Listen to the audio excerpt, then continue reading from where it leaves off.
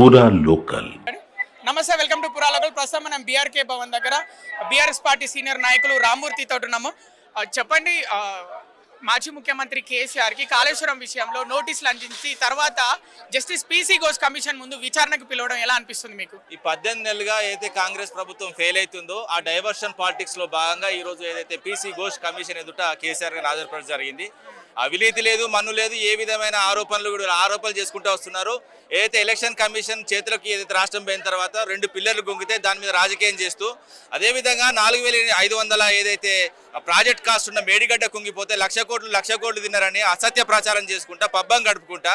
ఎందుకంటే ఇప్పుడు 1,00,000 కోట్లు ఒకవేళ మేము 1,00,000 కోట్లు మొత్తం ఉత్తర తెలంగాణ మొత్తం ఏదైతే రిజర్వాయర్లు, అదేవిధంగా ప్రాజెక్టులు, అదేవిధంగా ఏదైతే బ్యారేజ్లు కట్టినామో, ఏదైతే అండర్ గ్రౌండ్ టనెల్స్, అదేవిధంగా 1,531 ఏదైతే కిలోమీటర్ల కెనాల్స్ కట్టినామో, దాదాపు కాశ్మీర్ టు కన్యాకుమారి ఎంత దూరం ఉంటుందో అందులో సగం. అలాంటి మహనీయుడు కేసీఆర్ గారిని ఈ రోజు ఈ విధంగా ఇక్కడ అవమానపరచడమే తప్ప ఎంత ఆకాశం మీద ఉంచినట్టు కేసీఆర్ గారి మీద ఆరోపణలు చేసినా, కేసీఆర్ గారి మీద ఏ విధమైన చర్యలు తీసుకున్నా ఆకాశం మీద ఉంచినట్టు తప్ప వీళ్ళతో ఊదుగాలదు, పీర్లేవదు. అసలు చేయి గుర్తుకు ఒకవేళ ఓటేయాలనుకుంటే జనాలు చేయి నరుకునే చేస్తారు తప్ప కానీ చేయి గుర్తు మాత్రం ఇక ఓటేయరు. ఎందుకంటే మొత్తం వాళ్ళ ఒరిజినాలిటీ బయటపడ్డది అంతే తప్ప వీళ్ళతో ఏం జరగదు, ఏం కాదు. ఈ విచారణ పేరిట వీళ్ళ మీద ఉన్న ఏదైతే వ్యతిరేకతను కొంత పోగొట్టుకుంటా అనుకుంటారు కానీ అది పోదు. మీరు 3 కిలోల బియ్యం పంచినా, అదేవిధంగా ఏ విధంగా మీరు ఏం చేసినా కూడా ఆ 3 కిలోల బియ్యం కూడా ఎట్లా పండినా కూడా రాష్ట్ర తెలుసు. దాదాపు 5-6 సంవత్సరాల నుంచి కాళేశ్వరం కట్టడం వల్ల దాదాపు 20 లక్షల ఎకరాలకు నీళ్ళు వచ్చి, అదేవిధంగా సకాలంలో మా పాదం మంచిది కాబట్టి వర్షాకాలంలో వర్షాలు మంచిగా కొట్టి ఏ విధమైన పరిపాలన అందించినో మాకు తెలుసు. ఏ విధంగా వరిలో కానీ ఇతర ధాన్యాల్లో కానీ నంబర్ 1గా ఉంచినాం. నంబర్ 1 ఉన్న రాష్ట్రాన్ని వీళ్ళు ఏ విధంగా ఇప్పుడు కింది స్థాయికి తీసుకుపోతారు. రేజింగ్ తెలంగాణ అని ఒక్కడ అన్నదమ్ములు రేజింగ్ అవ్వడు తప్ప ఎవడు రేజ్ అయితలేడు ఏదైతే ఈ తెలంగాణలో. ఎందుకంటే మంత్రివర్గంలో కూడా చూస్తాం కులుకలు ఉన్నాయి, వాళ్ళ పార్టీలో పిడిగుద్దులున్నాయి. మా క్రమశిక్షణ కలిగిన పార్టీ కేసీఆర్ గారిని విచారణ పేరు ఇక్కడికి తీసుకొచ్చి అవమానించడం తప్ప వీళ్ళు చేసింది ఏం లేదు. ఏ విధంగా వీళ్ళతోనే ఏం కాదు. మేడిగడ్డ బ్యారేజ్ లో 2 పిల్లర్లు కుంగినాయి, అన్నారం సుందిలలో బుడగలు వచ్చినాయని ప్రభుత్వం వీడియోల ద్వారా చూపిస్తుంది. వాటిపైన మీ అభిప్రాయం? మేడిగడ్డ కుంగిన విషయం అందరికీ తెలుసు. ఏడో సంబంధించిన బ్లాక్ కుంగిందన్న విషయం అందరికీ తెలుసు. 7వ బ్లాక్ కుంగిపోయింది, దాన్ని రిపేర్ కూడా చేయొచ్చు అని కూడా ఏ విధంగా వీళ్ళైతే డ్యామ్ సేఫ్టీ అథారిటీ కూడా రిపోర్ట్ ఇచ్చిన తర్వాత కూడా కాలయాపన చేసుకుంటే అక్కడ బనకచెర్లకు నీళ్లు పోవాలి. ఎందుకంటే చంద్రబాబుతో రాత్రి ఒప్పందం ఉన్నది కాబట్టి బనకచెర్లకు నీళ్లు పోవాలని మేడిగడ్డను నిర్మిస్తట్లేదు అంతే తప్ప. కానీ మేడిగడ్డ ఎంత అండి? 4,500 కోట్లు. మన రాష్ట్ర బడ్జెట్ ఎంత అండి? 18,500 కోట్లు. ప్రతి నెలకు 1,800-500 కోట్లు అంటే నువ్వు ఎన్ని బ్యారేజీలు నిర్మించవచ్చు? నేనేమంటున్నా, ఇప్పటి వరకు 3,33,000 కోట్ల ఆదాయం వచ్చింది. అంటే 3 కాళేశ్వరం ప్రాజెక్ట్ కట్టచ్చు. అదేవిధంగా వీళ్ళు తీసుకొచ్చిన 1,60,000 కోట్లు, దాదాపు ఇవి 2 కలిపితే 5 లక్షల కోట్లు. మొత్తం రాష్ట్ర వ్యాప్తంగా 5 కాళేశ్వరం ప్రాజెక్ట్ కట్టచ్చు. దద్దమ్మ తెలివి లేదు, చదువుకోలేదు. ఏమైనా జ్ఞానం ఉంటే కదా, జ్ఞానం ఉంటే పైసలు ఎట్లా ఖర్చు పెట్టాలి. ఆయన చెప్తాడు నీకు గుంపు మేస్త్రినని. గుంపు మేస్త్రికి 5 లక్షల కోట్లు ఏం చేయాలో అర్థమైతలేదు. మీకు శాత కాకపోతే మాకు అప్ప చెప్పండి, 5 లక్షలు ఏ విధంగా ఖర్చు పెట్టాలో మేము చేసి చూపెడతాము. దిగిపో ప్రభుత్వాన్ని కోరుతున్నా. 30,000 కోట్ల బడ్జెట్ తోటి స్టార్ట్ అయిన కాళేశ్వరం 1,20,000 కోట్ల వరకు చేరడం అంటే ఏంటి కారణం ఏంటి? దేశంలో అత్యంత తక్కువ ఖర్చుతో ఏంటంటే ఇప్పుడు మీరు అన్నారు కదా ఎక్కువ చేసిలని, నేను అంటున్నా అత్యంత తక్కువ ఖర్చుతో పూర్తయిన పెద్ద ప్రాజెక్ట్ ఇదే. మీరు అవసరమైతే చెక్ చేసుకోండి అంతే తప్ప. కానీ ఎవరో బట్టగాల్చి కాంగ్రెస్ వాళ్ళు మీద ఇస్తున్నంత మాత్రాన అది కాదు, వాళ్ళతో కాలదు. అంటే హరీష్ రావు విచారణకు మొన్న ఇక్కడే బీఆర్కే భవన్ లో హాజరైనప్పుడు మీడియా ముందుకు వచ్చి ఇంజనీర్లు ప్లానింగ్ ఇచ్చారు, దీంట్లో మాది తప్పేం లేదు, వాళ్ళ ప్లాన్ ప్రకారమే కట్టినామని చెప్పారు. CWS అదే విధంగా ఏ విధంగా అయితే కేబినెట్ ఆమోదం పొందిన తర్వాతనే కాళేశ్వరం నిర్మాణం జరిగింది. అది అందరికీ తెలుసు. వీళ్ళు ఏ విధంగా అయితే వీళ్ళు తీసుకొచ్చి కాలయాపన కోసం అంతే తప్ప దీని మీద నువ్వు కొండందవి ఎలక కూడా దొరకదండి. ఇలా కొండందవి ఎలక కూడా దొరకదు. ఉత్త ఇసుకలా ఏం చేస్తారంటే ఇప్పుడు ప్రాజెక్ట్ చాలా ఉన్నాయి. ఇప్పుడు ఆంధ్రప్రదేశ్లో కట్టే కూడా పొల్లు చాలా సార్లు కొట్టుకపోయాయి.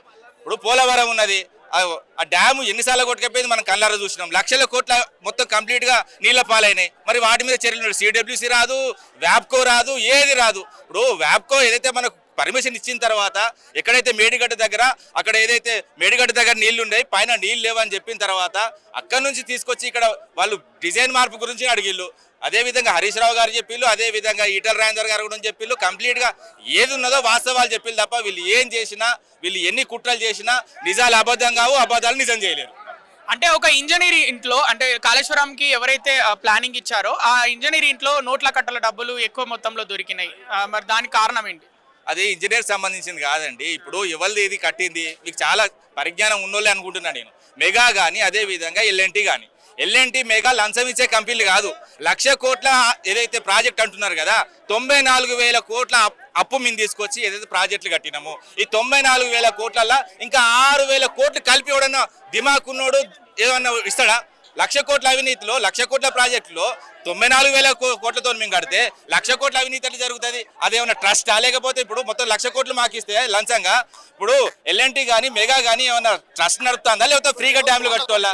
రాష్ట్ర వ్యాప్తంగా ఉన్న డ్యాములు కనబడతలేవు, రాష్ట్ర వ్యాప్తంగా ఉన్న మీకు ఏదైతే ప్రాజెక్టు కనబడతలేవు, రాష్ట్ర వ్యాప్తంగా ఉన్న కాలువలు కనబడట్లేదు, అదే విధంగా అండర్ గ్రౌండ్ టన్నెల్స్ కనబడతలేవా? ఇవన్నీ ఫ్రీ కట్టిలా? అంటే తక్కువ ఖర్చుతో అయ్యే ప్లానింగ్ ని ఎక్కువ ఖర్చుతో అయ్యేలాగా చూపించినందుకే ఇంజనీరింగ్ అన్ని నోట్ల కట్ల డబ్బులు ఇచ్చిరని వార్తలు వస్తున్నాయి. ఎవరు ఇంజనీర్ ఎవరు నోట్ల డబ్బులు ఎవరు ఇచ్చిల్లని చెప్తున్నావు? ఎవరికి ఇచ్చిల్లని చెప్తున్నావు? అంటే వాళ్ళు ఇంజనీరింగ్ లో అన్ని నోట్ల కట్ల డబ్బులు ఎవరు ఇచ్చిల్లని అంటున్నా? ఎవరు ఇచ్చిల్లు? కాంట్రాక్టర్ అంత పెద్ద పొద్దున రావడానికి ఎవరు ఇచ్చిర్రు? ప్రభుత్వం నుంచి. ప్రభుత్వం ఎందుకు ఇస్తుంది?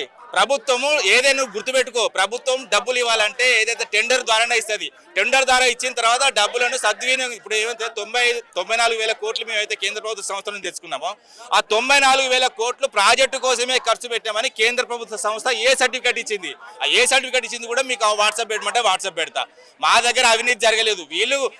వీళ్ళు మొత్తం ప్రభుత్వం వచ్చిన తర్వాత కాంగ్రెస్ ప్రభుత్వం ఎప్పుడు వచ్చినా కూడా వీళ్ళు అవినీతితోని ప్రాజెక్టు కట్టిలు కాబట్టి అవినీతి చేసేది కాబట్టి దొంగకు అన్ని పచ్చకామలలో లోకమంతా పచ్చగా కనబడుతుంది కాబట్టి మేము తెలంగాణను పచ్చగా చేసినాం అంతే తప్ప కానీ వీళ్ళలాగా అవినీతి పరిపాలన కాదు. ఏదైనా డైరెక్ట్ అకౌంట్లో పోయింది. మీరు చూసుకోండి, మా పథకాలు కానీ మా ప్రాజెక్టులు కానీ మా ప్రాజెక్టులు అయితే డైరెక్ట్ ఏదైతే టెండర్ ద్వారా పిలిచినాం, టెండర్ మెగా కంపెనీకి ఇచ్చినాం, అదే విధంగా ఎల్ఎన్టీ కంపెనీ ఇచ్చినాం. ఎల్ఎన్టీ కంపెనీ మీద నువ్వు ఆరోపణలు చేసే ముందు మరి మీ ప్రభుత్వాలు కూడా ఉన్నాయి కదా, 28 రాష్ట్రాలు ఏదైతే 8 కేంద్రపాలిత ప్రాంతాల్లో మీ రాష్ట్రాల్లో ప్రతి దగ్గర వీళ్ళు కాంట్రాక్ట్ చేస్తున్నారు కదా, దమ్ముంటే అవి బంద్ చేయి. మీకు దమ్ముంటే మీరు మొగోళ్ళు అయితే నేను ఏమంటున్నా వాళ్ళని విచారా, మీరు ఎల్ఎన్టీని వాళ్ళను అదే విధంగా మెగా వాళ్ళని పిలిచి మీరు లంచం ఇచ్చిలని అడుగు. లంచం లేదు, మన్ను లేదు, ఏం లేదు, కాలయాపన చేసుకుంటా నేను చెప్తున్నా ఆకాశం మీద మూస్తున్నారు తప్ప ప్రభుత్వానికి కాలయాపన చేయడానికి అవసరం ఏంటి? 18 నెలలుగా వీళ్ళు ఏం చేస్తున్నారండి? రైతులు చచ్చిపోతున్నారు. ఈ వాటికి 509 మంది చచ్చిపోయారు. అదే విధంగా విద్యార్థులు ఫుడ్ పాయిజన్ చేసి అమ్ముతున్నారు. ఆఖరికి ఏదైతే ఇప్పుడు మెంటల్ హాస్పిటల్లో కూడా ఆడ కూడా ఫుడ్ పాయిజన్ అవుతుంది. ఇంకెక్కడండి మెంటల్ కానీ ప్రభుత్వంలో ఫుడ్ పాయిజన్ కాకపోతే ఏమైతాయి? నేనేమంటున్నా ప్రభుత్వాన్ని చక్కగా నడుపులు రావాలి. అంతేందుకండి బెటాలియన్ కానిస్టేబుల్ భార్యలను కూడా అవమానించిళ్ళు, వాళ్ళని చీరలు బట్టి లాగిళ్ళు. ఇది ప్రభుత్వం? ఇది నిరంకుశ ప్రభుత్వం. పోలీసు వాళ్ళకు మర్యాద లేదు, అదే విధంగా విద్యార్థులకు మర్యాద లేదు. వాళ్ళు ఏదైతే వీళ్ళు కంప్లీట్గా ఏదైనా విద్యార్థులు వచ్చి పరీక్ష వాయిదా అంటే వాళ్ళని తీసుకొచ్చి కొడతారు. ఆశా వర్కర్లను పొట్టు కొడతారు. చేతి గుర్తంటే ఇదేనా? ఎక్కడ పడితే అక్కడ చేతులు వేయడమా? చేతి గుర్తంటే మహిళా ప్రభుత్వం అంటూ అదే విధంగా ఇందిరమ్మ రాజ్యం అంటే ఎక్కడ పడితే అక్కడ మహిళల మీద చేయడమా? సిగ్గుండాల ప్రభుత్వానికి. ఇప్పటికైనా మీకు చేత కాకపోతే మీకు పరిపాలన రాకపోతే పక్కన పెట్టి ఇంకో ముఖ్యమంత్రి మార్చుకుంటావా, ఇంకేమైనా మార్చుకుంటావా చెప్పు. అంతేగాని ఇదేందండి? ఇది ఇప్పుడు కాళేశ్వరం అంటే వాస్తవంగా ఉత్తర తెలంగాణకు 20 లక్షల ఎకరాలకు నీళ్ళు ఇచ్చింది. 45 లక్షల ఎకరాలకు నీళ్ళ కోసం మేము కట్టిన ప్రాజెక్టు. దశల వారీగా మేము 45 లక్షల ఎకరాలకు మేము నీళ్లు పంచాలనుకున్నాం. అంతే తప్ప కానీ వీళ్ళ కన్నీళ్ళు వచ్చే ప్రభుత్వం మాది కాదండి.